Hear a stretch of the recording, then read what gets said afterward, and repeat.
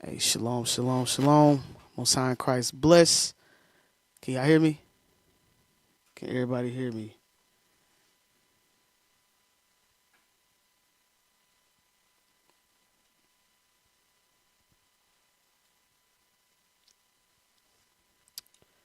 All right. Shalom, Most High in Christ bless. Good morning. Officer Kazdiel with IUIC Greenville. We got a pretty decent class today. I would say so myself. Gonna go over a bit of the history in regards to our forefathers and foremothers and the mindset that they've had in regards to war. All right. We have never been a people in our righteousness. We have never been a people that did not rely on God and our faith and keeping the commandments when in the midst of war or battle. All right. We've always relied on God for our victories and our successes. And we're going to touch on a couple of those things today. We're going to start with Romans chapter 15 and verse 4. This is the book of Romans, chapter 15 and verse 4. For whatsoever things were written aforetime were written for our learning, that we through patience and comfort of the scriptures might have hope. Hold on. Did it cut off? All right. What did it look like on the broadcast?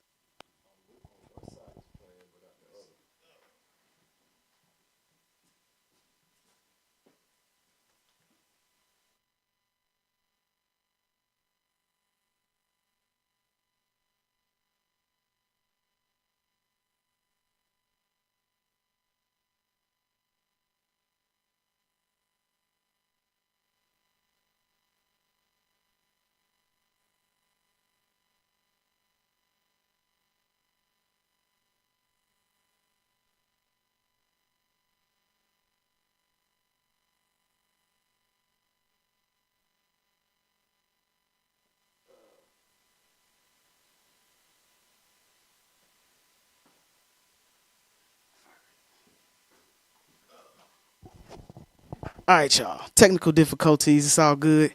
This is our first one. All right. Where was we at? Romans chapter 15 verse 4. All right. Romans chapter 15 verse 4. Continue. For whatsoever things were written aforetime were written for our learning. So the scriptures tell us that the things that were written aforetime were written for our learning, right? So when we go here and there throughout the scriptures, reading the histories, putting ourselves in those scenarios, those things are written for our learning. Okay, if we read that our faith has been a large part of the victories and the successes that we've had in battle, what would make us think that would change? All right, the scripture says that those things were written for our learning. Read. That we, through patience and comfort of the scriptures, might have hope. Right, that we may have hope through those scriptures that we're going to read, okay? I know a lot of times war gets scary. Brothers and sisters may fear the pestilence. They may fear the war that's coming, the persecution that's coming, the insurrection against the children of Israel that is prophesied to come. However, the scriptures that we read and the history that we go over in regards to how our forefathers dealt with these same things will help us endure to the end. All right. So let's move on to the book of Joel chapter 2. Joel chapter 2. This is what we would consider our saving grace when it comes to the other nations coming against us throughout history and in the future. All right. I'm a little slow on the draw today.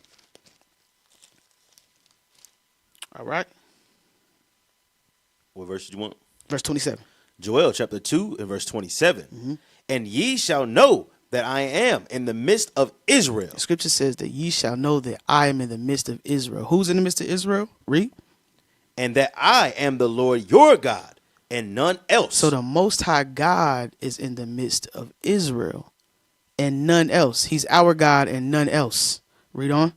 And my people shall never be ashamed. Why? Because salvation is for us. Get Romans real quick. Romans chapter 9. It says that God is in the midst of Israel and none else. None else. Romans chapter 9, verse 4. The book of Romans chapter 9 and verse 4. Mm-hmm. Who are Israelites, To whom pertaineth the adoption? So to the Israelites pertain the adoption, right? Christ dying on the cross belongs to us. That happened for us. That happened for the children of Israel. Why? For the remission of our sins. Read. And the glory and the covenants. The glory, the kingdom of heaven is for us. It belongs to us. When you read Revelation 21, you read who's on the 12 gates. You read those names. It's not all nations. It's the children of Israel. It says, and the glory and the read. And the covenants. The covenants, the old covenant and the new covenant, right? We are under the new covenant. Both covenants were for the children of Israel. Read. And the giving of the law. And the giving of the law. All of this is for Israel. Read on. And the service of God. And the service of God. The service of God is for us. Right? So go back to Joel chapter 2, verse 27 and read that again. This is the book of Joel, chapter 2, and verse 27. Mm-hmm. And ye shall know that I am in the midst of Israel, and that I am the Lord your God. So God is in the midst of Israel, and he's our God, read. And none else. And none else. And that should make you feel real good on the inside. Okay? Because again, war, pestilence, famine, persecution, these things put fear in us, right? But we should have solace in knowing that the Most High God is the one who is defending us, right? Get Psalms chapter 3, verse 3. We're going to come back to that scripture too, but I want to read it. I want to read it now. Psalms chapter 3 and verse 3. The book of Psalms, chapter 3 and verse 3. But thou, O Lord, art a shield for me. God said that he is a shield unto us. He's a shield for us. What does a shield do? It protects you. All right? When arrows are coming, you throw that shield up. How many of y'all seen 300? Right? The what's it called? The black sky? I think that's what they called it. Where the arrows were coming nonstop. It was just a big old cloud of arrows. And all of the 300 held up their shields, right? The shield was to protect them, right? Minimize casualties. Read that again. But thou, O Lord, art a shield for me. So God is a shield for us, read. My glory and the lifter up of mine head. So this is telling us that the Most High God is from where our protection comes. Okay? The Most High God is from where our victory comes. The Most High God is where our success comes. Let's tap into some of this history. We're going to start in Genesis with the forefather Abraham. All right. And we're going to read how he acted in war or in battle and who he gave praises to and relied upon. Genesis chapter 14 and started 1. I think we're going to read the whole thing. The book of Genesis, chapter 14 and verse 1.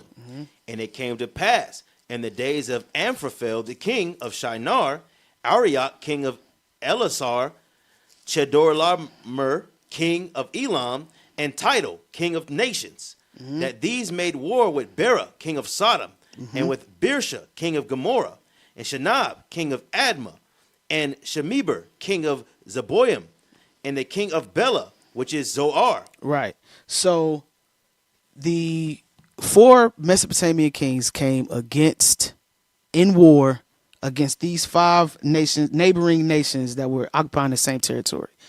All right. Read on. All these were joined together in the Vale of Siddim, which is the Salt Sea. Right. Or the Dead Sea. Read. 12 years they served Chedorlaomer, which is in the 13th year they rebelled.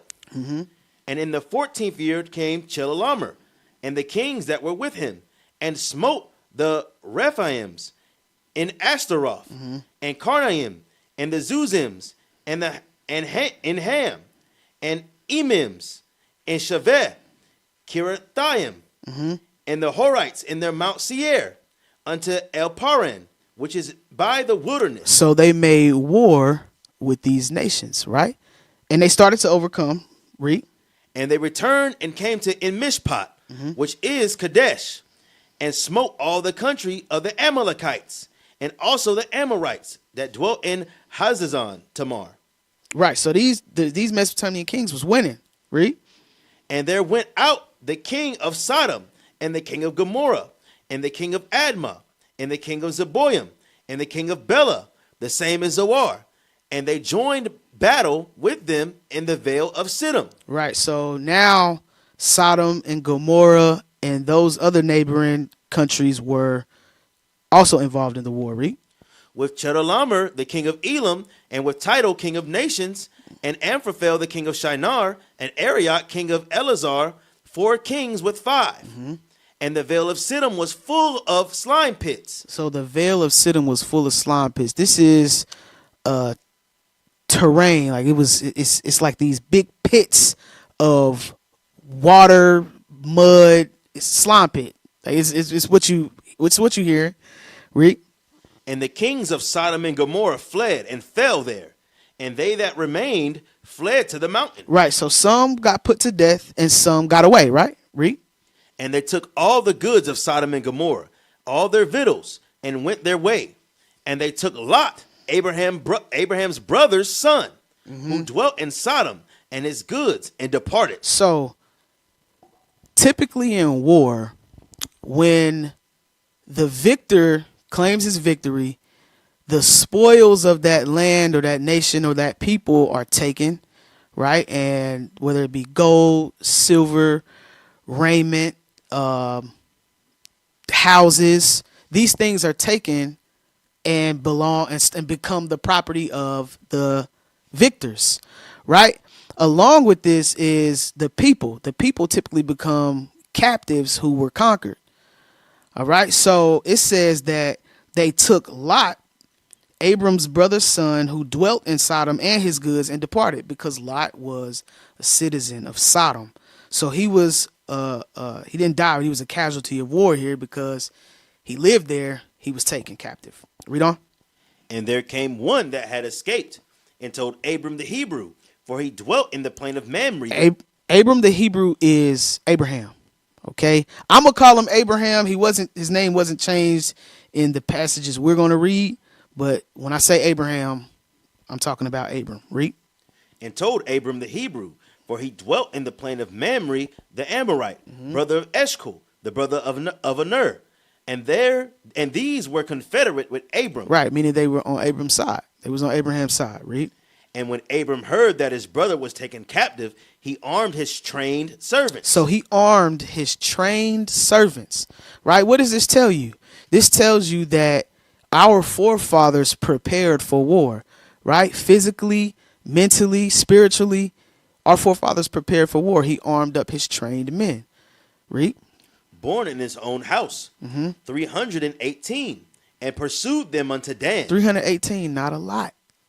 That's not a lie. And you're going to see that this is kind of a motif in how the Most High God operates when it comes to war and when it comes to those fit for battle. Read. And he divided himself against them, and he and his servants by night, and smote them, and pursued them unto Hobah, which is on the left hand of Damascus. So Abraham went and got it back in blood. That's what happened. He went and got it back in blood. It said he went and smote them. Read that part again. By night, and smote them, and pursued them unto Hobah, which is on the left hand of Damascus. So it says he went by night and smote them. This is also showing you that there are military tactics that are still used today that our forefathers were using as well. Right? Read on. And he brought back all the goods. Right, like I said, he got it back in blood. He brought back all of the goods. Read. And also brought again his brother Lot. And he brought again his brother Lot. And his goods. And the women also. And the people. So he went and he rescued all of the people along with his nephew. Read on. And the king of Sodom went out to meet him after his return from the slaughter of Chedorlaomer. So the king of Sodom is going to meet Abraham to do what? To thank him, right? Read. And of the kings that were with him at the valley of Shavah, which is the king's dale. Read. And Melchizedek, king of Salem, brought forth bread and wine, and he was the priest of the Most High God. So Melchizedek, the priest of the Most High God, brought bread and wine. Read. And he blessed him. And he blessed Abram. He blessed Abraham. Read. And said, Blessed be Abram of the Most High God, possessor of heaven and earth. So I want y'all to pay attention to something. It said, blessed be Abram of the Most High God. What does that mean? That means that Abraham was a servant of the Lord. First and foremost, blessed be Abram of the Most High God, possessor of heaven and earth. Read. And blessed be the Most High God, which have delivered thine enemies into thine hand. That's what you need to pay attention to.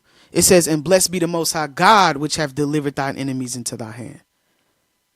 It wasn't by Abraham's might alone. Yeah, he had men that were trained up in his house, fit for battle, ready for war, that he was able to arm. But it says that the Lord delivered them into his hand. Read. And he gave him tithes of all. Read. And the king of Sodom said unto Abram, give me the persons, and take the goods to thyself. So the king of Sodom said, give me the people, and you can keep all of the spoils. You can keep everything. You can keep the houses.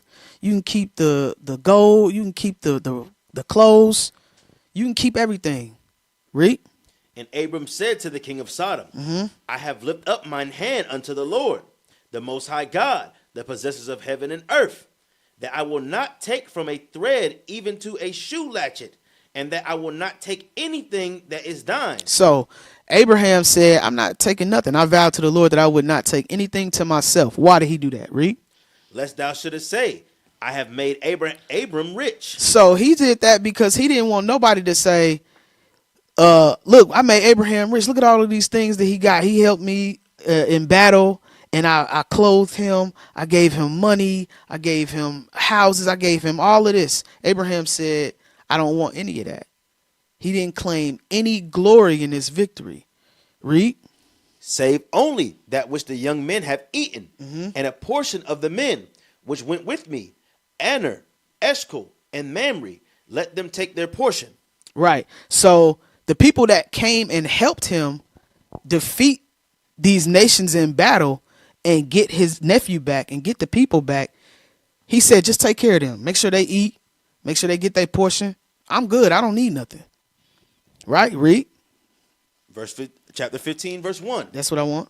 After these things, the word of the Lord came to Abram in a vision, saying, fear not, Abram. I am thy shield. So this is the word of the Lord coming to Abraham saying, fear not, I am thy shield. Read. And thy exceeding great reward. And thy exceeding great reward. Right? So the Most High God is the one that received the glory for defeating these enemies in war. Right? These men were trained. They knew what they was doing. At the end of the day, that didn't matter. What mattered was Abraham's service to God, which led the Most High to defending him and allowing him to get Lot back and the people and the goods. All right.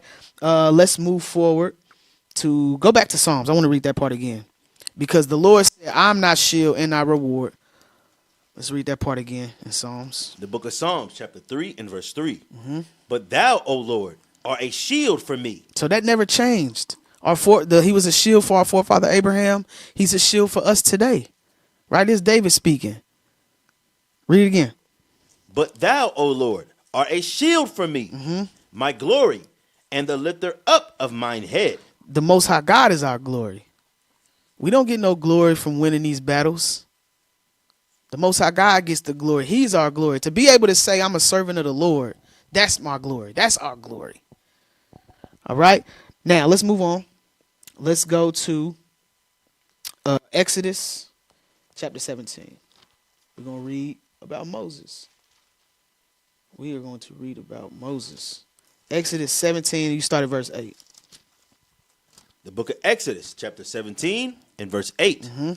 Then came Amalek and fought with Israel and Rephidim. So Amalek came and fought against the children of Israel. Read.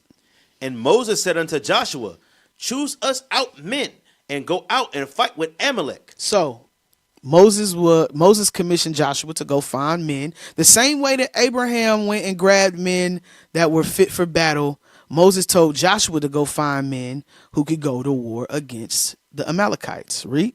Tomorrow I will stand on top of the hill with the rod of God in my hand. So Joshua did as Moses had said to him and fought with Amalek. And Moses, Aaron, and Hur went up to the top of the hill. Right. So what do you think they doing? They going to prepare to petition unto the Lord to deliver the enemies into their hand. Moses said, I'm going to go up and I'm going to raise the rod of God. I want you to read that part again. And Moses, this is verse 9. Yeah, verse and 9. Moses said unto Joshua, choose us out men and go out and fight with Amalek. Tomorrow I will stand on the top of the hill with the... So Moses, he already, obviously he just delivered the children of Israel out of the land of Egypt, right? So the people and Moses know the power of God, right? So Moses, when Amalek came against the children of Israel, he said, I'm going to go up and I'm going to raise my the rod of God in my hand on top of the hill. Read that. Verse 10. No, read that bottom part of 9. Tomorrow I will stand on top of the hill with the rod of God in mine hand. So Joshua did as Moses had said to him and fought with Amalek. And Moses, Aaron, and Hur went up to the top of the hill. Read. And it came to pass when Moses held up his hand that Israel prevailed. So when Moses held up his hand, Israel prevailed. I want y'all to really put yourself here. All right? When you raise up your hand to something, you are relying and asking for his help. All right? When you reach up, you rely, you are relying on this source. You're relying on a source. That's what's happening here with Moses. It says he lifted up his hand and Israel prevailed. Read. And when he let down his hand, Amalek prevailed. And when he let down his hand, Amalek prevailed. What does that tell us? That tells us that when we continue to rely on God and we continue to put our faith in the Most High, we overcome.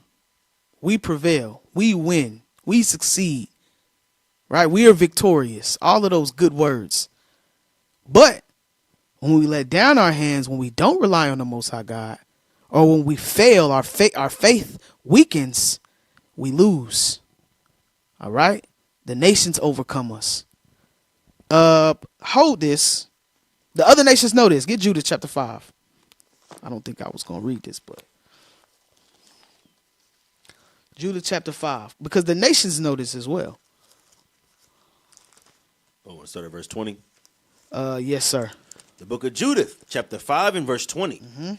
Now, therefore, my Lord and governor, if there be any error in this people. So it says, my Lord and governor, if there be any error in this people is talking about the children of Israel, right? So the other nations know there's something different about these people, right? Read.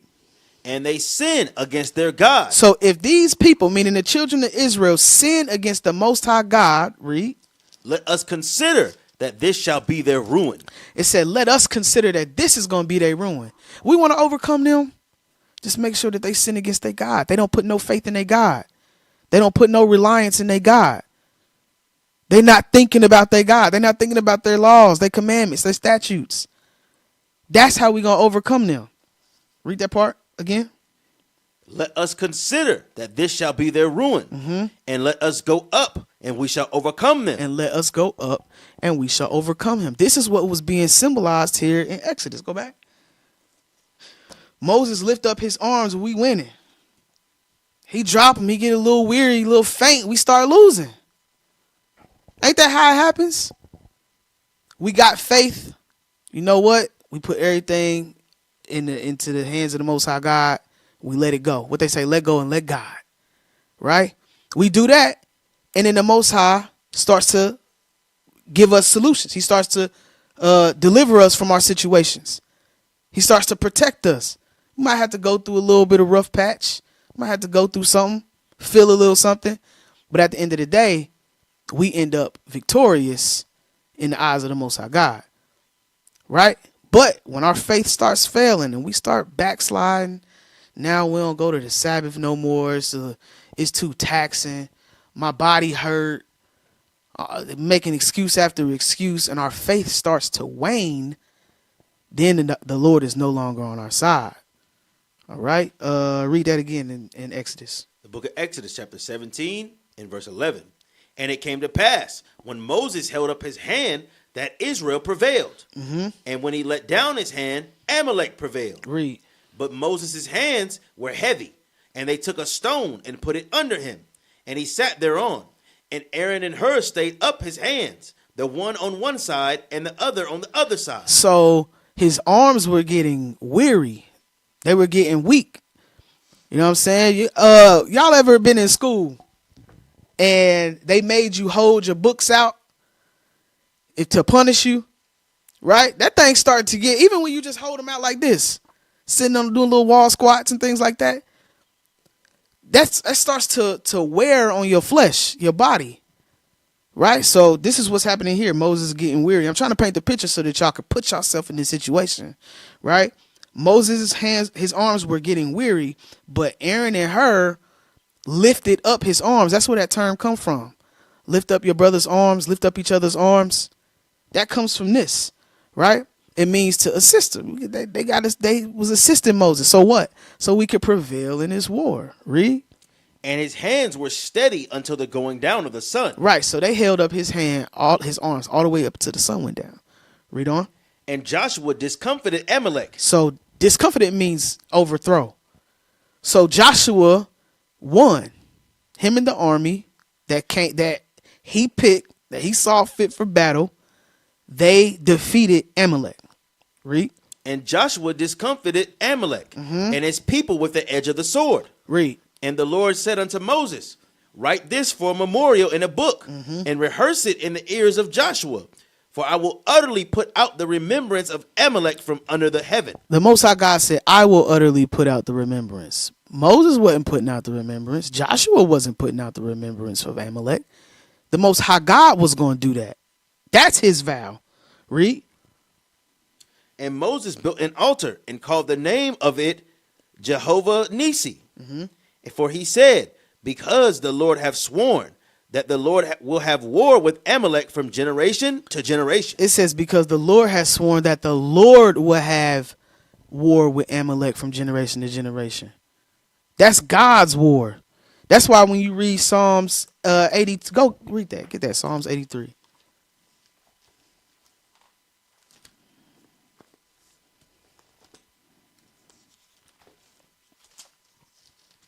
This is the book of Psalms, chapter 83. You want verse? Get verse 2. Verse 2. For lo, thine enemies make a tumult. Stress down. For thine enemies make a tumult. The scripture says, for lo, thine enemies make a tumult. That's why the Most High God said he will have a war with Amalek from generation to generation. This is his war. These are God's enemies. They hate us because he chose us.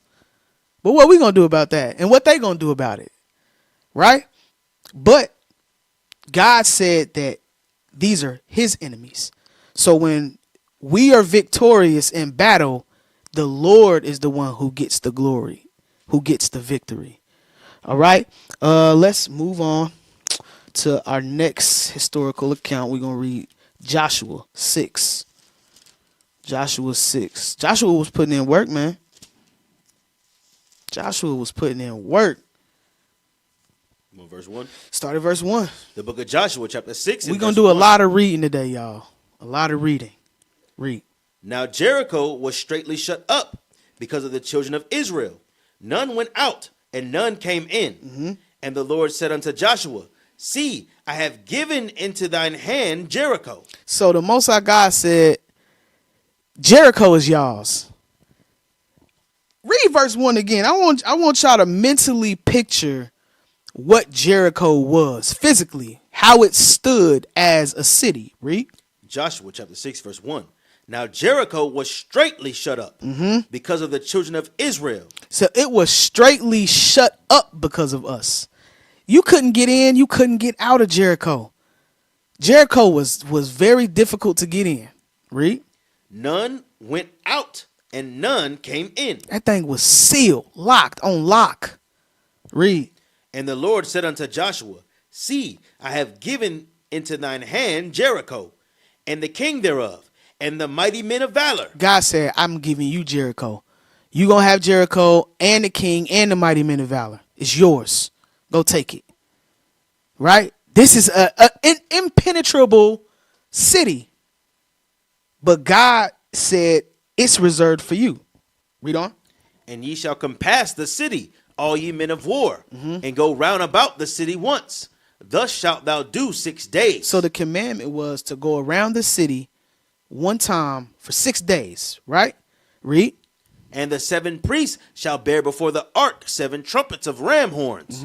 And the 7th day ye shall compass the city 7 times. Read. And the priest shall blow with the trumpets. So we're reading instruction. God, these are the instructions that God is giving Joshua and the priests to do what? To overthrow this city. Which shows you again that it's not by our own might. It's of the Lord. The Lord says, this is what I need you to do. Your victory is contingent upon you doing what I'm asking you to do. Read.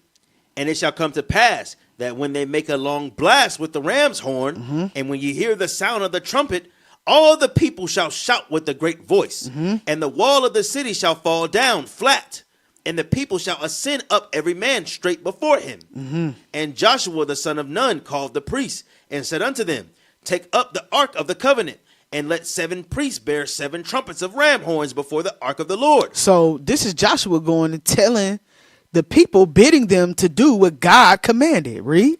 And he said unto the people, Pass on and compass the city, and let him that is armed pass on before the ark of the Lord. Read.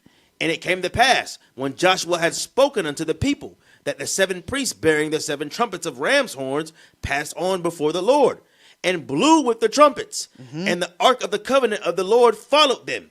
Read. And the armed men went before the priests that blew with the trumpets, and the reward came after the ark, the priests going on and blowing with the trumpets. And Joshua had commanded the people, saying, Ye shall not shout, nor make any noise with your voice, neither shall any word proceed out of thy mouth until the day I bid you to shout. Then ye shall shout. Right. So this is the straight order. This is what he said. He said, don't make a sound, a peep. But when it's time to shout, we're going to shout. Read. So the ark of the Lord compassed the city, going about it once. I want to throw this out there. So when we out at camp and we doing, this is why it's important to be in the spirit and be in one mind with the men out at camp and at war. When we yell Joshua 6, it's a spiritual thing behind that. It's a spiritual thing behind that. When we all in unison, dealing with whatever spirits is out there, there's a spirit behind that. The spirit of victory is behind that thing. All right, read. So the ark of the Lord compassed the city, going about it once. And they came into the camp and lodged in the camp. Read. And Joshua rose early in the morning, and the priests took up the ark of the Lord. And 7 priests bearing 7 trumpets of ram horns before the ark of the Lord went on continually, and blew with the trumpets. And the armed men went before them. But the reward came after the ark of the Lord, the priests going on and blowing with the trumpets.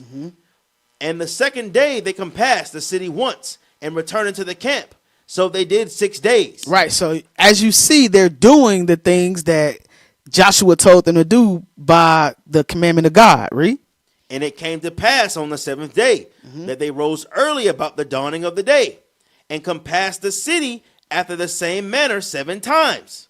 Only on that day they compassed the city 7 times. And it came to pass that at the 7th time, when the priests blew the trumpets, Joshua said unto the people, Shout, for the Lord hath given you the city. There you go. Shout, for the Lord hath given you the city. The Lord hath given you the city. It's not because they marched around it and they shouted of their own will. It's because God gave them the city contingent upon them doing what he asked. This is how you going to take it. Read. And the city shall be accursed, even it, and all that are therein, to the Lord. Only Rahab the harlot shall live, she and all that are with her in the house, because she hid the messengers that we sent. Read. And ye in any wise keep yourselves from the accursed thing, lest ye make yourselves accursed. When ye take up the accursed thing, and make the camp of Israel accursed, and trouble it. Right. Read. This is going into spoils. Read. But all the silver and gold and vessels of brass and iron are consecrated unto the Lord. So these things we were good to take in this battle, because typically we don't take nothing. But these things we were able to take because they were consecrated unto the Lord. Remember, this is the Lord's victory. This is not Joshua's victory. This is not the children of Israel's victory. This is God's victory. Read. They shall come into the treasury of the Lord. So the priest shouted when the priest blew the trumpets. And it came to pass, when the people heard the sound of the trumpet, and the people shouted with a great shout, that the wall fell down flat, so that the people went up into the city, every man straight before him, and they took the city. So it happened how God said it was going to happen. He said, y'all walk around one time, do it for 6 days. 7th day, march 7 times around it. Yeah, blow the trumpets, shout, the wall's going to fall down flat.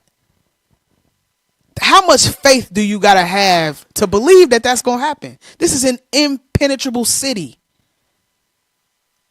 This is an impenetrable city. How much faith do you imagine brothers going around, what's it, Area 51? I'm trying to think of the most secure place. I don't know what the most secure place is in America, but around Area 51 or some classified place, and think that we're going to get entry by doing something like this. Or we're going to take it by doing. Some of us feel like that. Some brothers, they don't really see themselves getting the kingdom. That's a real thing.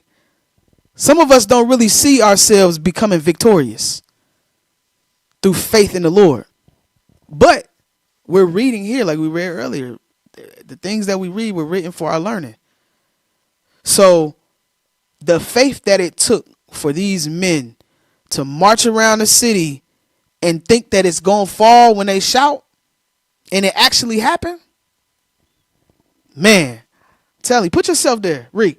And they utterly destroyed all that was in the city, both man and woman, young and old, and ox and sheep and ass with the edge of the sword. So everything died. Read. But Joshua had said unto the 2 men that had spied out the country, Go into the harlot's house, and bring out thence the woman, and all that she hath, as ye swear unto her. And the young men that were spies went in, and brought out Rahab, and her father, and her mother, and her brethren, and all that she had. And they brought out all her kindred. Right, so Rahab was spared. Rahab and her family were spared. Read. And left them without the camp of Israel. And they burnt the city with fire, and all that was therein. Only the silver and gold and the vessels of brass and of iron they put into the treasury of the house of the Lord. So, again, they followed the orders of the Most High God. They followed the orders of the Lord. Right? These were the only spoils they was able to take. The city was supposed to be utterly destroyed.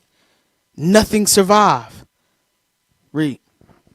And Joshua saved Rahab the harlot alive, and her father's household, Read. and all that she had. And she dwelleth in Israel even unto this day, because she hid the messengers which Joshua sent to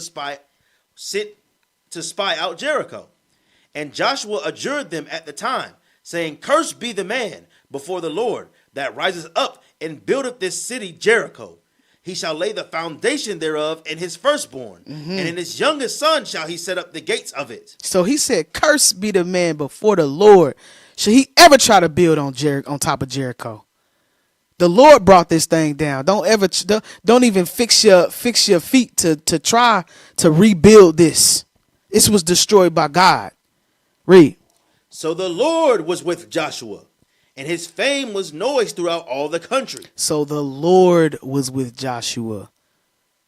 That is how he got his victory. Through the Lord. Through God. Through faith. Let's move on. Let's get Judges. Let's get Judges. And we're going to read chapter 7.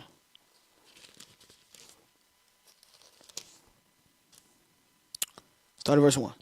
The book of Judges, chapter 7 and verse 1. Then Jerubbaal, who is Gideon, and all the people that were with him, rose up early and pitched beside the well of Harod, so that the host of the Midianites were on the north side of them, by the hill of Morah in the valley. Right. So what is this? This is Gideon and his army going to war against the Midianites.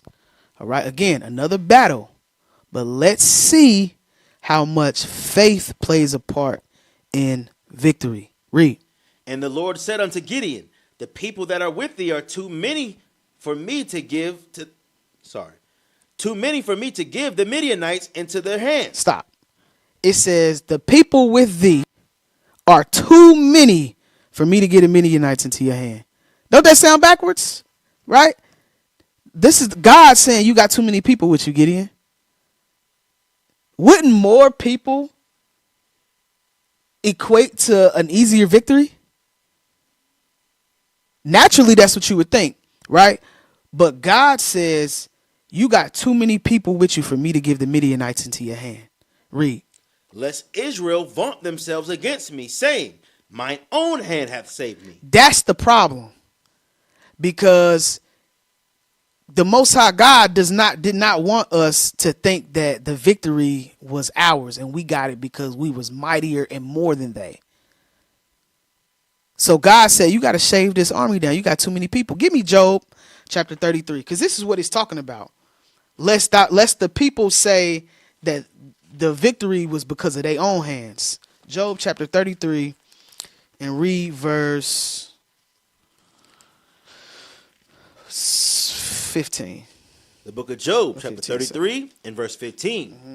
In a dream, in a vision of the night, when deep sleep falleth upon men, and slumberings upon the bed, then he opened the ears of men and sealeth their instruction. So the instruction of men is sealed upon the bed, right? When you sleep, it's in the subconscious. You're not conscious, right?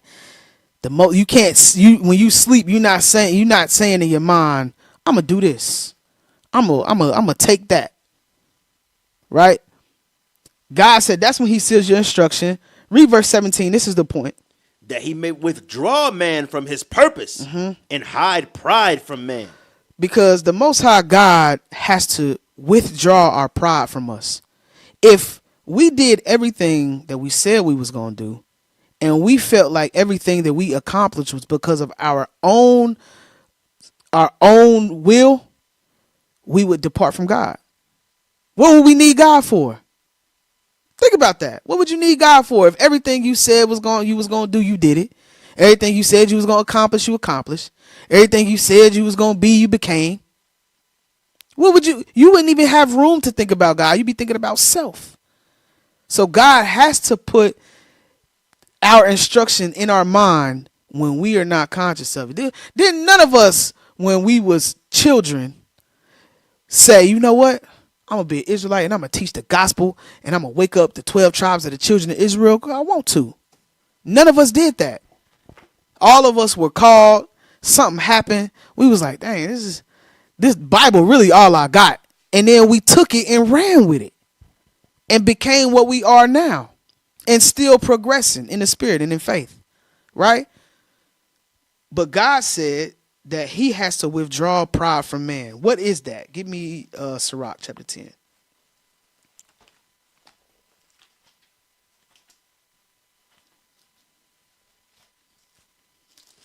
Sirach chapter 10. Verse 12.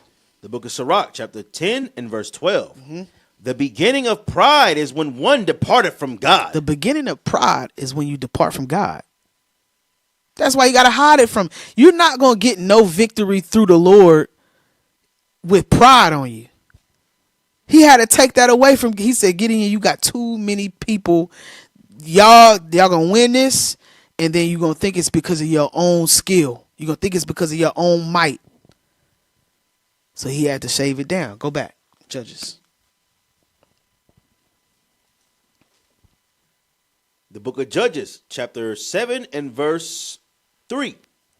Now therefore go to, proclaim in the ears of the people, saying, whosoever is fearful and afraid, let him return and depart early from Mount Gilead. And there returned of the people 22,000, and there remained 10,000. So 22,000 was afraid. He said, all right, we don't need those that are afraid. Y'all go back home. So there was 10,000 remaining of the 22. This is 32,000. So of the 32,000, 22 left and 10 remained. Read. And the Lord said unto Gideon, the people are yet too many. God said, you still got too many people. Read. Bring them down unto the water, and I will try them for thee there. I want you to really pay attention to what's being said. What is Gideon doing? Gideon isn't doing anything that the Lord isn't commanding him. He said, shave down the numbers. Gideon said, hey, if you're afraid, go home. 22,000 left. 10 remain. God said, you got too many people. Tell them to come down to the water. I'm going to try them there. Guess what Gideon's going to do? Take them down to the water so God can try them. Read. And it shall be that of whom I say unto thee, this shall go with thee, and the same shall go with thee. And of whomsoever I say unto thee, this shall not go with thee, the same shall not go. Who's choosing the army here? God is choosing the army. God is choosing the army. He said, if I say they can go, they're going to go. If I say they ain't going, they're not going. Read. So he brought down the people unto the water. And the Lord said unto Gideon, every one that lappeth of the water with his tongue, as a dog lappeth, him shalt thou set by himself. Likewise, every one that boweth down his knees to drink. And the number of them that lapped, putting their hand to their mouth, were 300 men. But all the rest of the people bowed down into their knees to drink water. Right. So what is this showing you? Some of the people, some of the men who were bowing down to take drink were not aware. Right. So these men were identified by lapping up the water with their head down into the river. Right. Into the water. But the men who lapped up with their hand did what? They had their head on the swivel. They was watchful. These are the type of spirits that the Most High God was looking for. Right? So it shaved down Gideon's army. Read. And the Lord said unto Gideon, by the 300 men that lapped will I save you, and deliver the Midianites into thine hand. Read that part again. And the Lord said unto Gideon, by the 300 men that lapped will I save you. He said, by the 300 men that lapped will I save you. Not the 300 men because they aware and they have this situational awareness and they keep their head on the swivel and they war ready. Not because of any of that. It's because I want to save you with these men. This is all of the Lord. Read. And deliver the Midianites into thine hand, and let all the other people go, every man unto his place. Read. So the people took victuals in their hand, and their trumpets, and sent all the rest of Israel, every man unto his tent, and retained those 300 men. And the host of Midian was beneath him in the valley. And it came to pass that same night that the Lord said unto him, arise, get thee down unto the host, for I have delivered it unto thine hand. God again. He's saying, I have delivered it into thy hand. It's not by our own might that we do these things. Gideon had to have faith in the Lord that if I take away all of these men, surely I'm going to be destroyed. He had to have faith to remove that thought and to trust in the Lord. Okay, God got me. He said, I'm going to be able to, we're going to succeed with 300 men. That's what we're going to do. That's faith. Never has the Most High God been removed from our victories. Read. Verse 10. But if thou fear to go down, and go thou with Phurah thy servant down to the host, and thou shalt hear what they say, and afterwards thine hand shall be strengthened to go down to the host. So afterward, thine hand shall be strengthened to go down. So this is God saying that our strength is coming from him. The skill, when you, I'm telling you, put yourself there.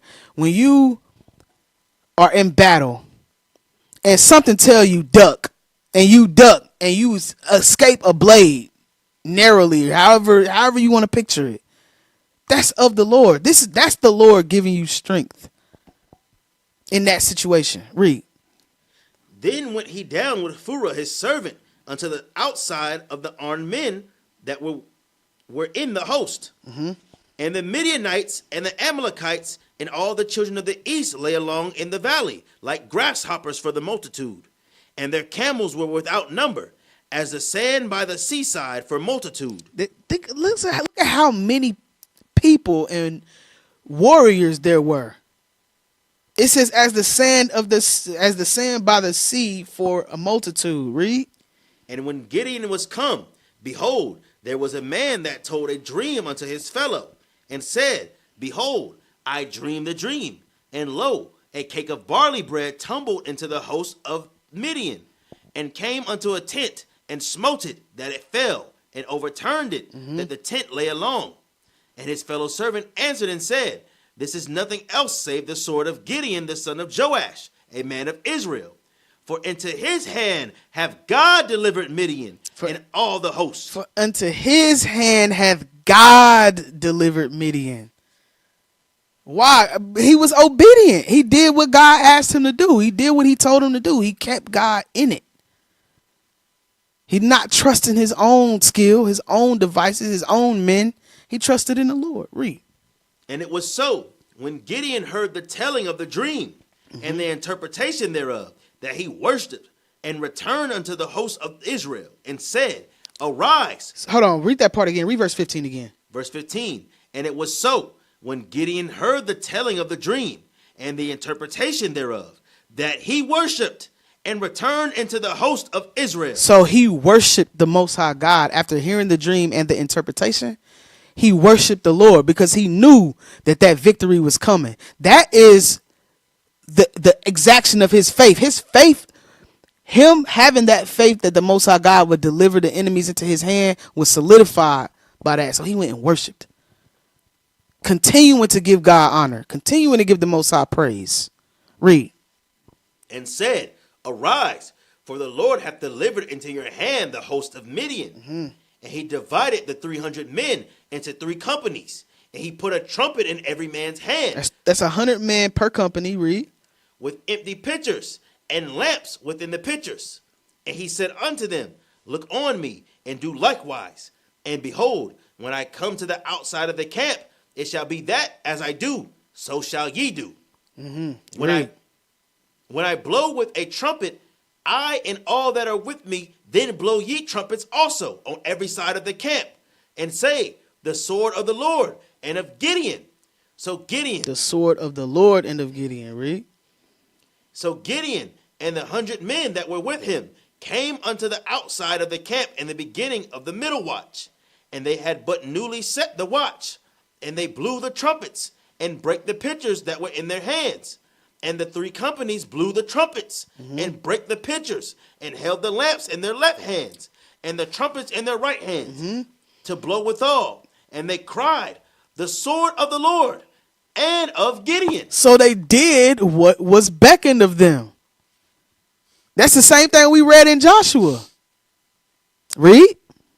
And they stood every man in his place round about the camp. And all the host ran and cried and fled.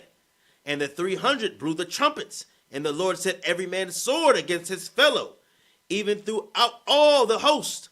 And the host fled to Bethsheba and Zaratha, and to the border of Ebed-Meholah, unto Tabbath. And the men of Israel gathered themselves together out of Naphtali, and out of Asher, and out of Manasseh, and pursued after the Midianites. And Gideon sent messengers throughout all Mount Ephraim, saying, Come down against the Midianites, and take before them the waters unto Belbarba and Jordan. Then all the men of Ephraim gathered themselves together, and took the waters unto Belbara and Jordan. And they took 2 princes of the Midianites, Oreb and Zeb, and they slew Oreb, and they slew Oreb upon the rock. Oreb and Zeb they slew at the winepress of Zeb, and pursued Midian, and brought the heads of Oreb and Zeb to Gideon on the other side of Jordan. Victory. Victory. The Lord's victory. It said the sword of the Lord and of Gideon. Right? So, again, we're reading that faith has never not played a part in overcoming our enemies in battle and in war. All right? The children of the man of war. Let's move on to Judges chapter. We're going to read. We're going to skip. Let's go back. Let's go to Judges 4. I'm going to skip one for time's sake. Judges 4. Do I want the whole thing? Yeah, start at verse 1. The book of Judges, chapter 4, and verse one. And the children of Israel again did evil in the sight of the Lord, when Ehud was dead. So after Ehud, which was a former judge who brought righteousness into the land of Israel, Israel was in the midst of wickedness again, right? It's like every 40 years we was in some BS. Okay, read.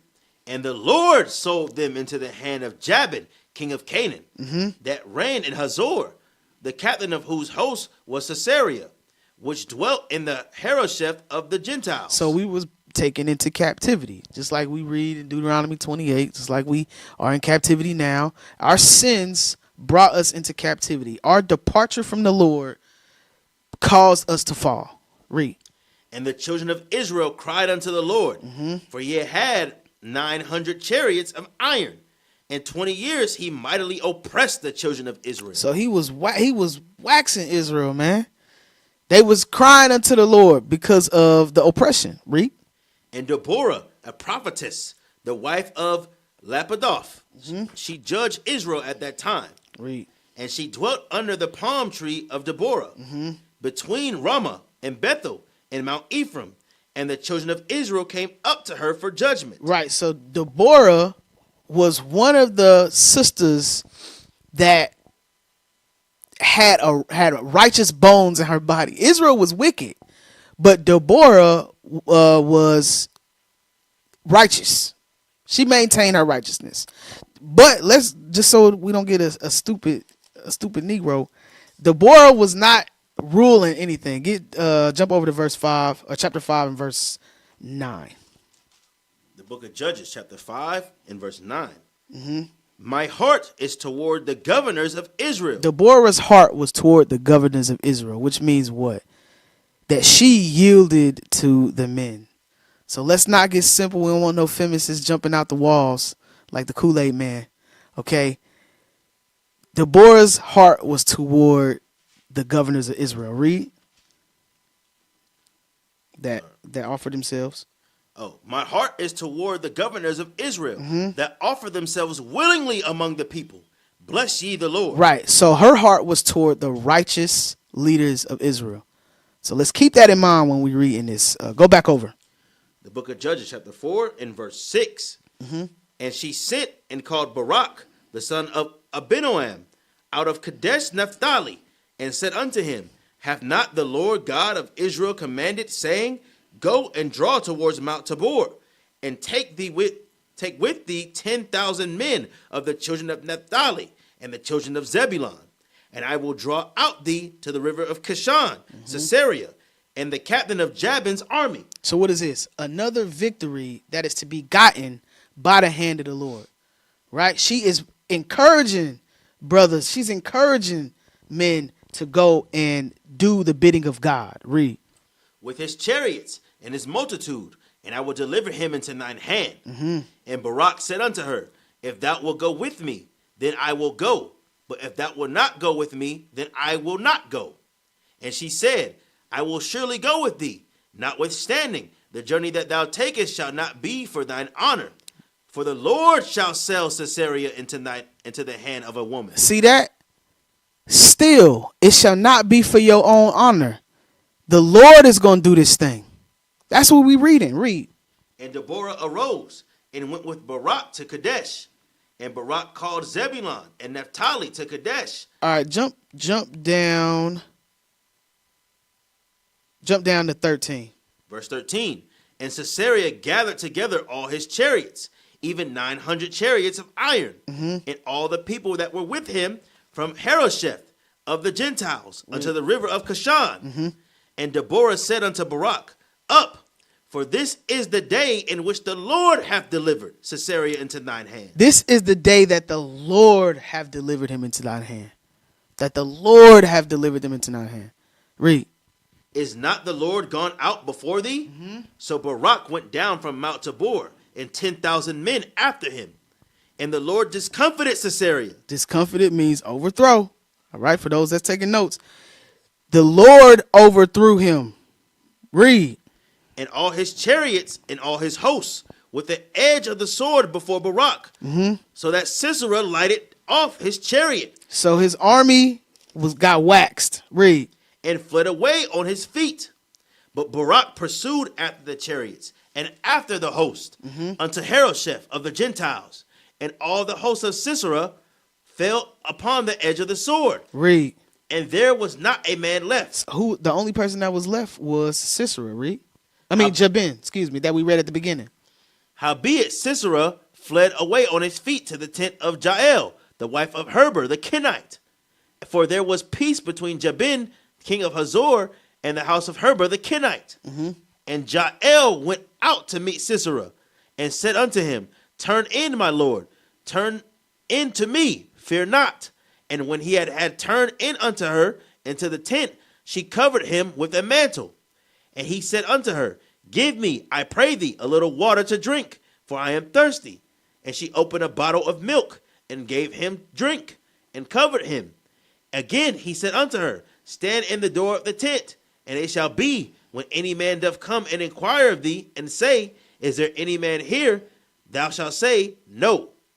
Then Jael, Heber's wife, took a nail of the tent, and took a hammer in her hand, and went softly unto him, and smote the nail into his temples, and fastened it to the ground.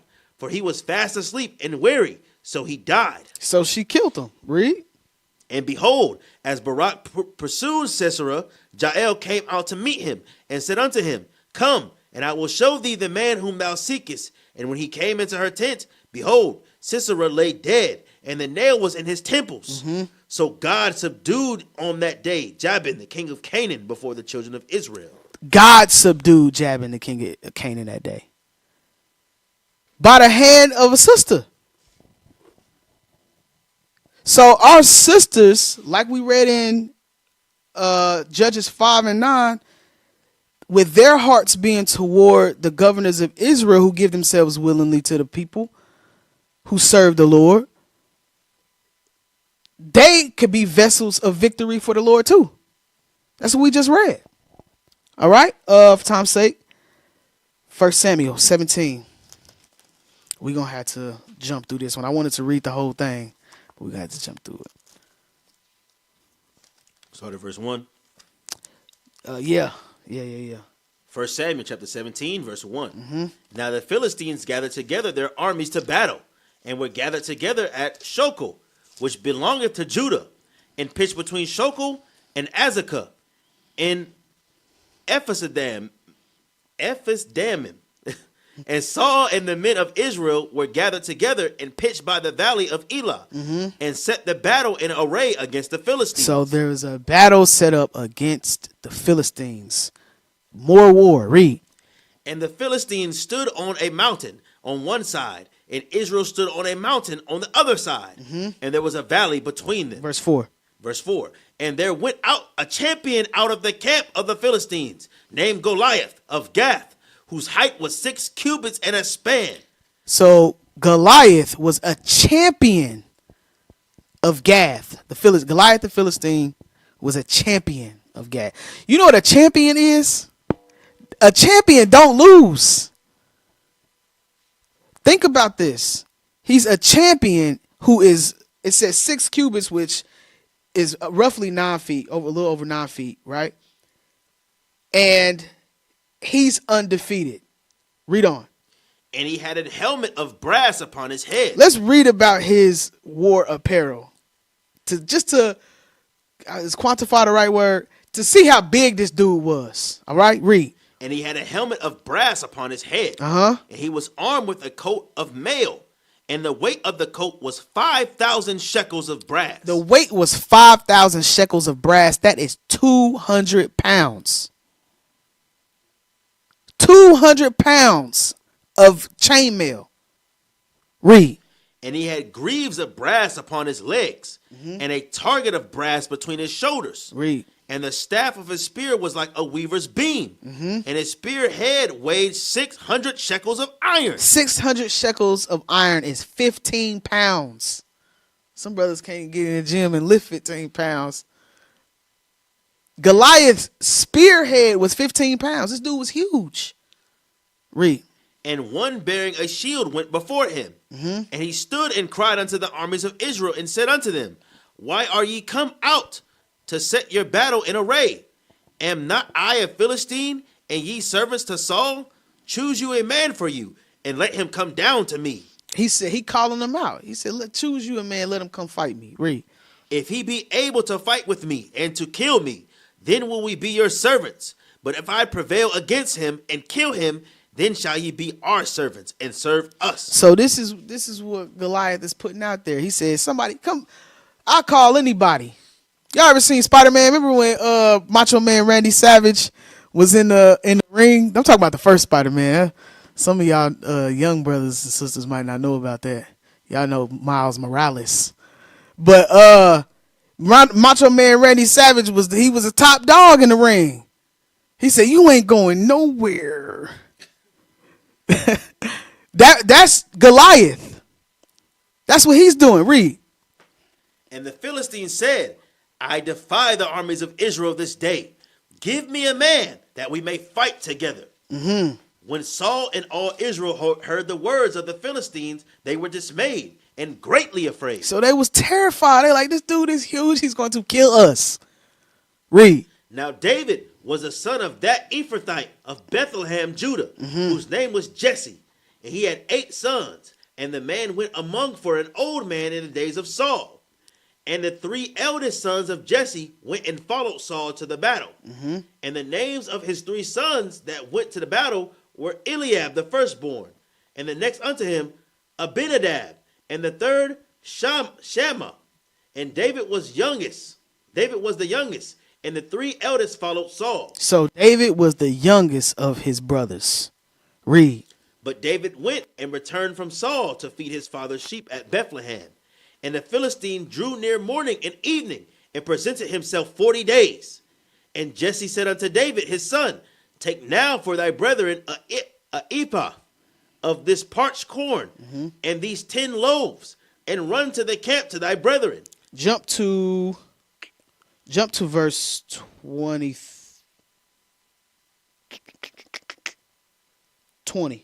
Jump to 20. Verse 20. And David rose up early in the morning, and left the sheep with the keeper, and took and went as Jesse had commanded him. And he came to the trench as the hosts going forth to the fight, and shouted for the battle. For Israel and the Philistines had put the battle in array, army against army. So David was like, I'm about to go. He said, I'm about to go. Read. And David left his carriage in the hand of the keeper of the carriage, and ran into the army, and came and saluted his brethren. And as he talked with them, behold, there came up the champion of the Philistines of Gath, Goliath by name, out of the armies of the Philistines, and spake according to the same words. And David heard them. And all the men of Israel, when they saw the man, fled from him, and were sore afraid. So they ran. They was like, nah, this dude is scary. Right? And David saw this. Read. And the men of Israel said, Have ye seen this man that has come up? Surely to defy Israel is he come up.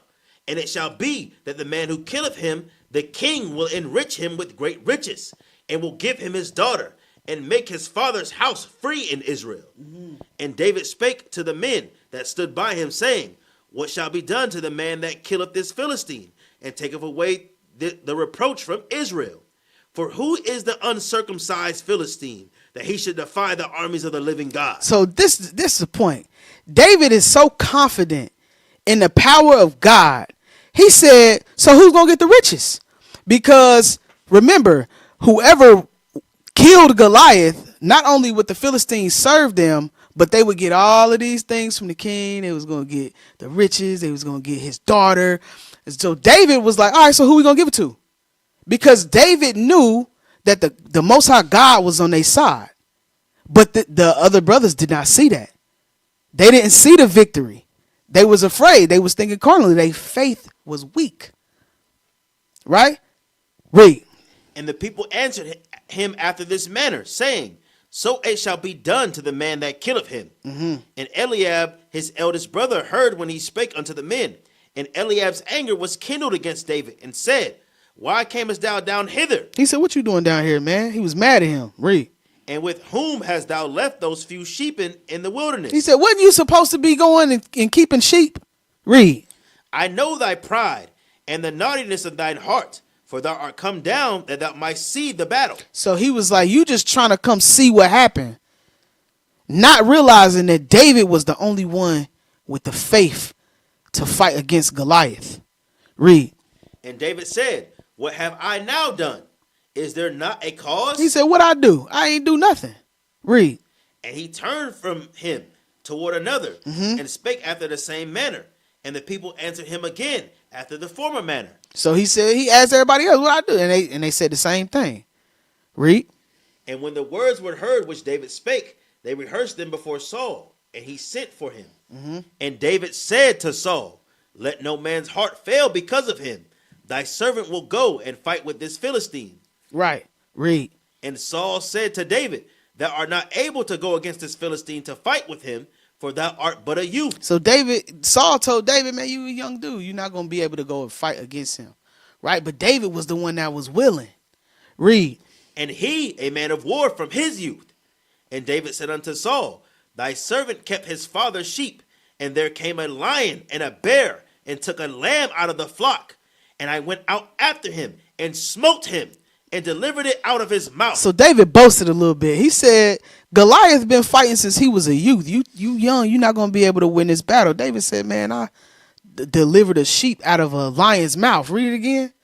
And I went out after him, and smote him, and delivered it out of his mouth. Read. And when he arose against me, I caught him by his beard, and smote him. He said, I killed that lion. And slew him.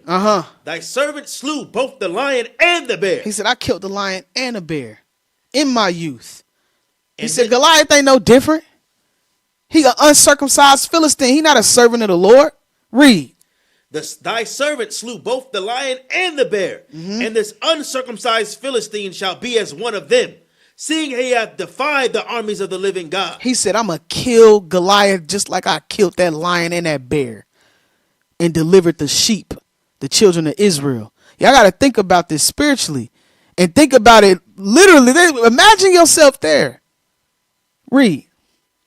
David said, moreover, the Lord hath delivered me out of the paw of the lion and out of the paw of the bear. He will deliver me out of the hand of this Philistine. You see that? Read that part again, man. David said, moreover, the Lord that delivered me out of the paw of the lion. The Lord that delivered me out of the paw of the lion. Out of the paw of the bear. Out of the paw of the bear. He will deliver me out of the hand of this Philistine. He going to deliver me out of the hand of the Philistine. That's faith. That's faith. Read. And Saul said unto David, go, and the Lord be with thee. And Saul armed David with his armor. Because Saul saw through that thing spiritually. He said, you know what? The Lord be with you. And he armed him. So go do your thing. Read. And he put a helmet of brass upon his head. Also he armed him with a coat of mail. And David girded his sword upon his armor. And he essayed to go, but he had not proved it. So he said, I ain't never used this sword. Remember, you know how brothers get a Bible, it's brand new. They don't know how to use it. It take them 35 seconds to find a scripture. This is the literal sense, right? David had never used the sword. So what did he do? Read. And David said unto Saul, I cannot go out. I cannot go with these, for I have not proved them. And David put them off him. And he took his staff in his hand and chose him 5 smooth stones out of the brook and put them in a shepherd's bag. So I want y'all to really imagine this. David took off the things that would protect him carnally, the chainmail, the sword, the helmet, and what did he do? He went with just a staff, a sling, and 5 small stones, smooth stones. He went with very little physically, but he had a lot going spiritually. He had the Most High God on his side. He believed that. He had faith in the Lord. Read. Which he had, even in a script, and his sling was in his hand. And he drew near the Philistine. And the Philistine came and drew near unto David. And the man that bare the shield went before him. And the Philistine looked about and saw David and disdained him. For he was but a youth and ruddy and a fair countenance. And the Philistine said unto David, am I a dog that thou shalt comest to me with staves? And the Philistine cursed David by his gods. So the Philistine, Goliath, he felt some type of way. He was like, y'all gonna send me this little dude He said, how y'all disrespectful. Read. And the Philistines said to David, come to me, and I will give thy flesh unto the fowls of the air. He said, I'm going to kill you, little dude. Read. And to the beast of the field. Then said David to the Philistine, thou comest to me with a sword, and with a spear, and with a shield, but I come to thee in the name of the Lord of hosts. He said, you coming with all of these carnal weapons, the spear, a sword, all of that. He said, but I'm coming to you with the name of the Lord. Read. The God of the armies of Israel, whom thou hast defied. The God of the armies of Israel, whom you've defied. Read. This day will the Lord deliver thee into mine hand. He said, I'm going to kill you. And Think about that. Goliath, this big, large dude wearing 200 pounds of armor, talking about, I'm going to kill you. And you say, nah, I'm going to kill you. How much faith does that require? How much faith does that require? Read. This day will the Lord deliver thee into mine hand, and I will smite thee, and take thine head from thee. And I will give the carcass of the host of the Philistines this day unto the fowls of the air, and to the beasts of the field, that all the earth may know that there is a God in Israel. He said, I'm going to cut your head off. He said, I'm going to take your head. I don't know how many of y'all watch anime, right? People be saying it's childish. Some of it be good. There's a show called Hunter x Hunter, and one of the characters he vowed to kill one of his enemy. It was the Goliath. He vowed to kill the Goliath of this show. He brought a shovel to the fight because he had that much faith that he was going to succeed. That's what David did right here. He brought a shovel prepared to bury him for his victory. After his victory. That's what David said. He said, I'm going to take your head. That's faith. Read. And all this assembly shall know that the Lord saveth not with sword and spear. For the battle is the Lord's, and he will give you into our hands. He said, the battle ain't with swords and spears. He said, the battle is God's, and he going to give you to us. Y'all going to serve us. Read. And it came to pass, when the Philistine arose and came and drew nigh to meet David, that David hasted and ran toward the army to meet the Philistine. And David put his hand in his bag. Read. And took thence a stone and slang it and smote the Philistine in the forehead, that the stone sunk into his forehead, and he fell upon his face to the earth. So David prevailed over the Philistine with a sling. That was a one-shot kill. He brought 5 stones. He only used 1. Read. So David prevailed over the Philistine with a sling and a stone, and smote the Philistine, and slew him. But there was no sword in the hand of David. Therefore David ran, and stood upon the Philistine, and took his sword. Oh my God. This is grimy. He ain't had a sword. Remember, he took it off. He said, I ain't never used it before. He took off the sword. But he vowed that he was going to cut off Goliath's head. So he took Goliath's sword. Read. And drew it out of the sheath thereof, and slew him, and cut off his head therewith. And when the Philistines saw their champion was dead, they fled. Their champion died that day. By who? The hand of the Lord. God delivered, like David said, the Lord's going to deliver you unto us. This battle belongs to the Lord. You uncircumcised. You don't have no fear. You defy our God. God is going to kill you in his name for us. That's faith. David had faith and it showed. All right, one more account. That thing was cold, boy. David cold. First Maccabees. Gotta get this. First Maccabees, chapter 4. No, chapter 2. I want chapter 2 and read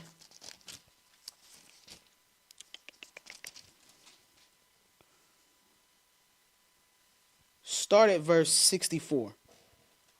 The book of First Maccabees, chapter 2, and verse 64.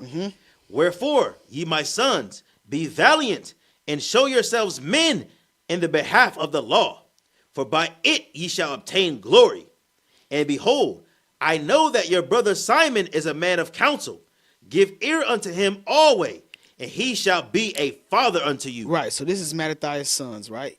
He said, my sons, be valiant and show yourselves men in behalf of the law. What does that mean? Serve God first. He said that first. He said, be servants of the Lord. Read from where you at. As for Judah Maccabeus, he hath been mighty and strong, even from his youth up. Let him be your captain and fight the battle of the people. So you got two different types of brothers here, but both valuable in war, right? The counselor. Balloon. Oh man, that must be this daggone. I see. Maybe it's my. I don't know what. It's your camera. I'm holding up. I see balloons, or unless that's comments. I don't know. That's weird. I ain't never seen that before. Anyway, where was I at? Verse. Oh, Simon the counselor, and then you had Judas Maccabeus the warrior. Read. Let him be your captain Uh-huh. and fight the battle of the people. Take also unto you all those that observe the law, and avenge ye the wrong of your people. Recompense fully the heathen, and take heed to the commandments of the law. Read. So he blessed them, and was gathered to his fathers. And he died in the 146th year. And his sons buried him in the sepulchres of his father at Modin. And all of Israel made great lamentation for him. Right. So warriors were made this day. Warriors who were going to serve the Lord was made this day. Okay, now let's read chapter 3. Start at verse. Start at verse 1. The book of 1 Maccabees, chapter 3 and verse 1. Then his son, Judas, called Maccabeus, rose up in his stead, and all his brethren helped him, and so did all they that held with his father, and they fought with cheerfulness the battle of Israel. Read. So he gat his people great honor, and put on a breastplate as a giant, and girt his warlike harness about him, and he made battles, protecting the hosts with his sword. And his axe he was like a lion, and like a lion's whelp, roaring for his prey. For he pursued the wicked, and sought them out, and burnt up those that vexed the people. Wherefore the wicked shrunk for fear of him, and all the workers of iniquity were troubled, because salvation prospered in his hand. So Judas is making a name for himself as a warrior of the Lord, fighting for righteousness, right? Dismantling evil and wickedness. Read. He grieved also many kings that made Jacob glad with his axe, and his memorial is blessed forever. Moreover, he went through the cities of Judah, destroying the ungodly out of them, and turning away the wrath from Israel, so that he was renowned unto the utmost part of the earth, and he received unto him such as were ready to perish. Read. Then Apollonius gathered the Gentiles together, and a great host of the Samaria to fight against Israel. Which thing when Judas perceived, he went forth to meet him, and so he smote him and slew him. Many also fell down slain, but the rest fled. Wherefore Judas took their spoils, and Apollonius' sword also, and therewith he fought with all his life long. Now when Saron, a prince of the army of Syria, heard that Judas had gathered unto him a multitude and company of faithful to go out with him to war, he said, I will get me a name and honor in the kingdom. So you got one man that say, you know what? I'm going to take down this Judas. Read.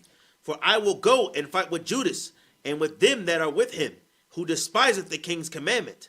So he made him ready to go up, and there went with him a mighty host of the ungodly to help him, Read. and to avenge the children of Israel. And when he came near, going up to Beth Horon, Judah went forth to meet him with a small company. With a small company. Remember, that's been a motif that we've been reading throughout all of these accounts, is that it ain't about numbers. It ain't never been about numbers. It's about the level of faith of the people that's involved. Read. Who, when they saw the host coming to meet him, said unto Judas, how shall we be able, being so few, to fight against so great a multitude and so strong? seeing we are ready to faint with fasting all this day. See, you had a couple of brothers in there that was a little weary. Faith was a little bit small. But watch what Judas say. Read. Unto whom Judas answered, it is no hard matter for many to be shut up in the hands of few. He said it ain't a hard matter for many to be shut up in the hands of few. He said it don't take a lot. It don't take a whole bunch of people. Remember, it took David a sling and one stone to kill a champion. It took 300 valiant men with Gideon. Read. And with the God of heaven, it is all one to deliver with a great multitude or a small company. He said with God, it's all the same thing, whether it's a whole lot of people or very few. The battle is the Lord's. That's the point. It's not our battle. Judas knew this. It's not our battle. It's God's. Read. For the victory of the battle standeth not in the multitude of an host, but strength cometh from heaven. That's the point. The victory is not, it says the victory of battle standeth not in the multitude of a host, but the strength comes from heaven. The strength comes from the Lord. The victory comes from the Lord. It always has been.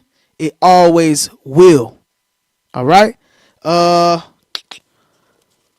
think that's all I want there, but I do want to get one account real quick. Jump to chapter 5. We're going to start at verse 55. I want to get an account where we don't put our faith in the Lord and we do what we want to do. Read. The book of 1 Maccabees, chapter 5, verse 55. Uh-huh.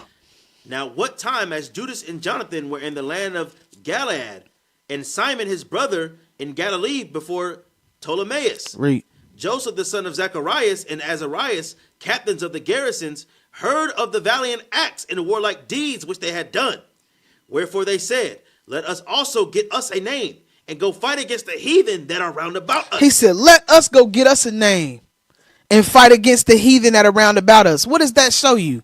That they did not put the Lord first. The battle wasn't the Lord's to them. It was theirs. Let us go get us a name. Let us go get us a victory. Not realizing that the victories that Judas and his brethren saw was not theirs. They belonged to God. That strength came from heaven. Where do you think their strength coming from? Nowhere. And it's going to show. Read. So when they had given charge against the garrison that was with them, they went toward Gemnia. Then came Gorgias and his men out of the city to fight against them. And so it was that Joseph and Azarias were put to flight and pursued unto the borders of Judea. And they were slain that day of the people of Israel, about 2,000 men. So they got themselves and 2,000 men put to death because they wanted to some vainglory. They wanted to take victory to themselves and not give honor to the Lord. Read. And thus was there a great overthrow amongst the children of Israel, because they were not obedient unto Judas and his brethren, but thought to do some valiant act. That's the point. They thought to do some valiant act. And it resulted in the death of 2,000 men and their lives being lost. Okay? So I pray that the class was edifying for you all. Victory belongs to God. Right? So no matter what we got coming that may not be in our favor, we got to remember that we keep the Lord first and we show faith and fervor, and we're going to be all right. All right? With that, I say shalom, you all. Most High in Christ bless.